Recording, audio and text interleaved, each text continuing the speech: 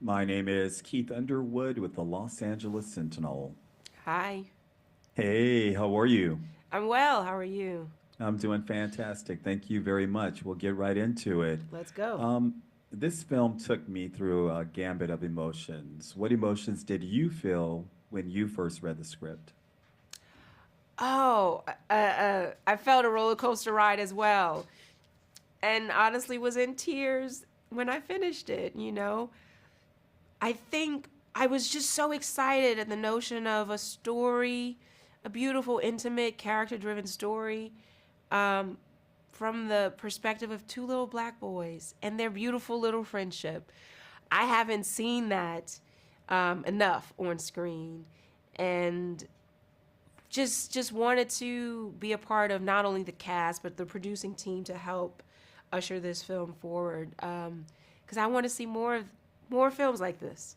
hmm what did you know about the Cabrini Green raids before the film, and how will this story affect your advocacy, your personal advocacy in the future? Yeah, I think art is very powerful, and I have to admit I was not very well versed on specifically the Cabrini Green raids, but through my research that our filmmaker Minhal shared with me, books I read, and then there were some YouTube videos I watched too of, oh man, just devastating, not just for Cabrini Green, but like raids, that this is a common thing throughout our country, unfortunately, and like seeing some residents like videotape it, and like just the utter violation that they're experiencing. I try to honor, and I try to bring justice and bring that to screen. Um, it's a powerful thing, art. I think our intention is not to preach, but to just show, just hmm to hold a mirror up to society, and we all, take it from there. I think that's the job of an artist, is to reflect the times, as Nina Simone said. Right, that's right. Tell me, at the core of this film, it's a coming of age story. Tell me about a coming of age experience in your life. Coming of age experience in my life. I think one of the things I saw my childhood in was the dinner table. You know, I I know my mom. It was like clockwork. We had to be, regardless of where we were in the world, your butt better be here for dinner.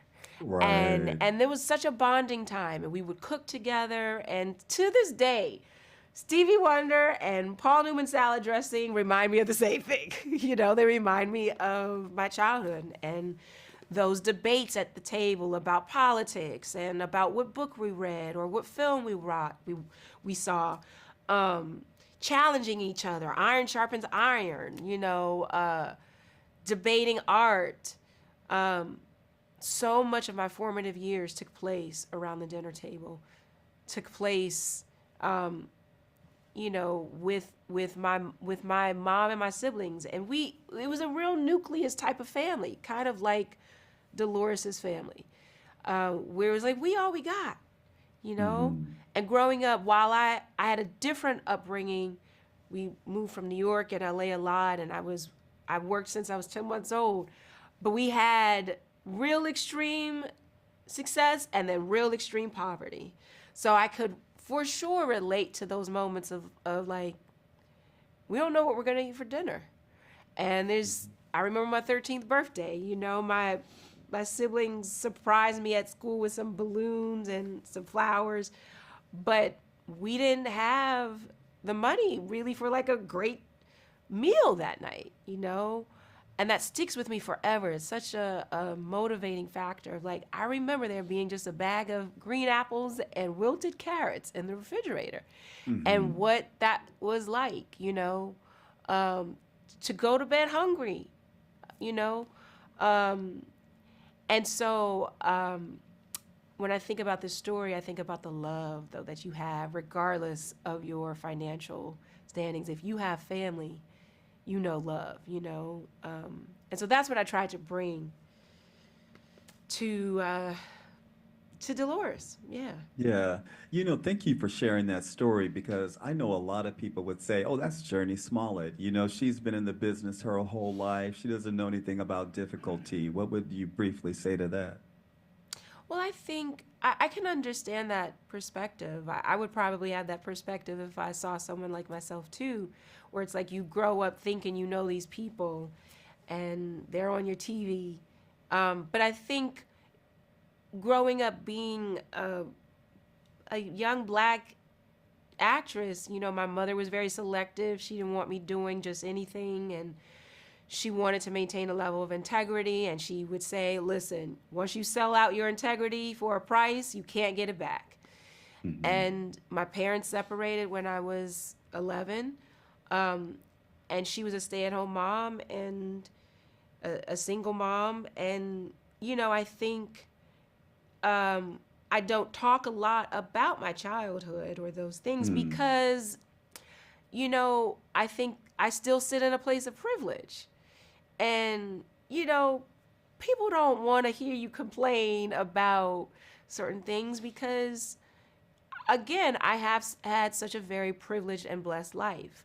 But Right. I think one of the things, the common misconceptions is that you just made a lot of money. And in the 90s or 2000s or things like that, like, one, I didn't work a lot.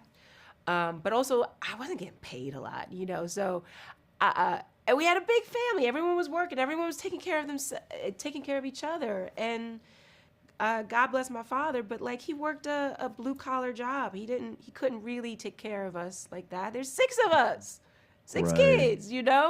Right. So again, like I said, we did experience real extreme highs and lows.